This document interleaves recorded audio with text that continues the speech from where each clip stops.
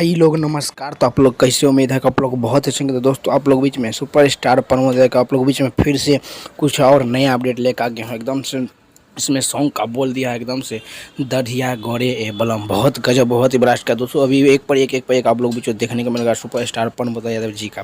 तो आप लोग दोस्तों इसलिए वीडियो के एंड तक देखिए। तो बता दूं दोस्तों दढ़िया गोरे ए बलम, ये आप लोग बता दूं गीत है मनीष रोहताज और संगीत आर्या शर्मा, और बता दूं कि बोल है सुपरस्टार प्रमोद यादव जी का।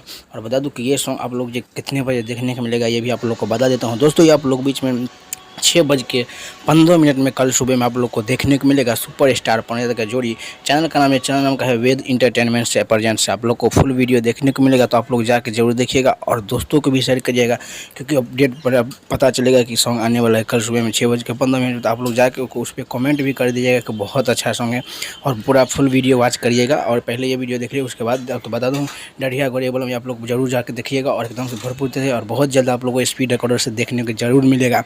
तो आप लोग को बहुत ही जल्द स्पीड रिकॉर्डर से एकदम से फुल वीडियो देखने को मिला। तो इसलिए वीडियो पर नहीं आए तो चैनल को सब्सक्राइब कीजिए। तब तक के लिए मिलता हूँ नेक्स्ट वीडियो में। तब तक के लिए जय हिंद, जय भोजपुरी।